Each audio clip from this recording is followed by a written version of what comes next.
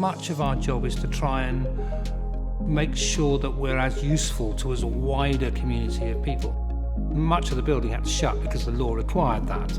But in terms of the things we do, it would have felt completely preposterous to stop at the very point at which we were needed. The kind of instant response was, what's the problem in our community? Who are the people at risk? How do we help them? There was a real opportunity to forge alliances with people who wouldn't normally have thought to work with us. So that threw us into conversations with the local authorities, with the local MP, with the health authority, with the police, with youth workers. And that's been running a helpline, delivering prescriptions, helping organise shopping, which was a challenge in the early days. Since then, we set up a hardship line, we've set up a kind of community store. It's been just delightful. We're called Share Farnham, and the idea is really to encourage and enable reuse of things, to provide access to toys, to puzzles, to books, to activities, borrow them, no charge, and then bring them back, borrow something else, and then asking people to donate, which they have done in huge amounts. And we've also had a delivery service. People say it's been a lifeline to them during lockdown particularly. And I've been just surprised by the generosity of everybody and the community spirit that it's created. It's been brilliant. For the Maltings, they've always seen themselves as a community building, a community facility, and that most definitely has developed through this, not just art and craft, but a lot of community work, which I think will become greater. Hello, Farnham Village's Coronavirus Helpline.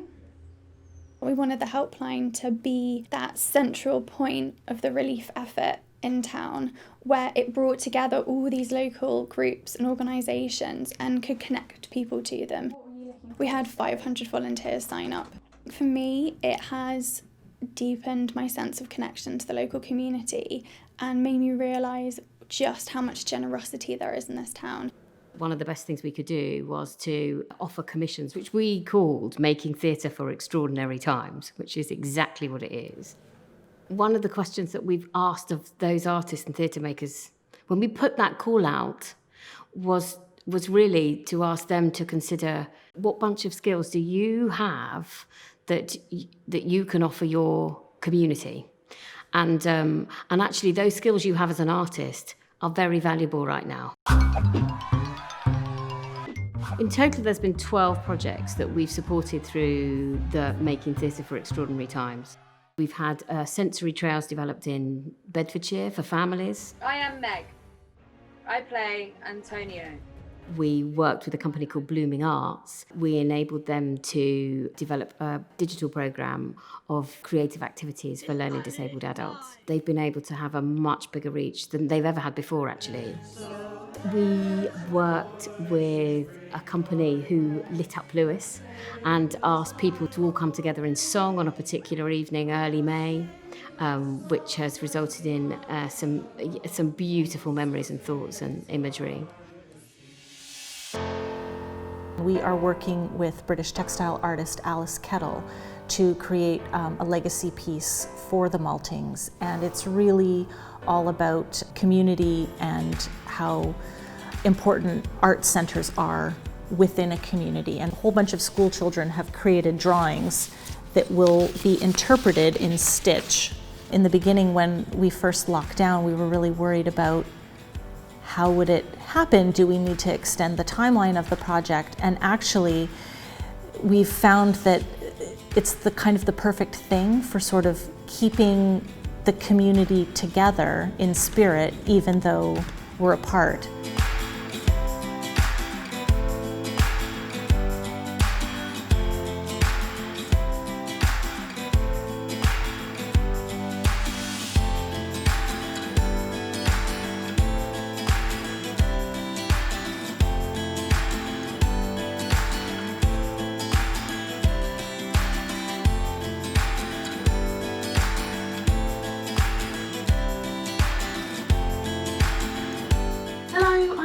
And I'm the digital producer for Caravan 2020.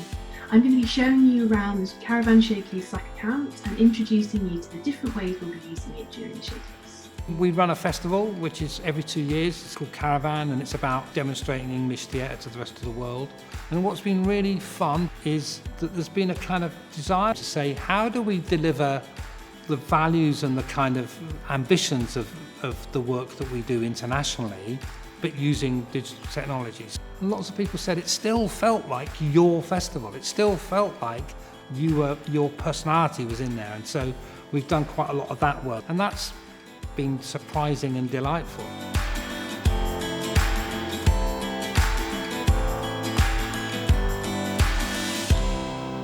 Open your eyes really wide.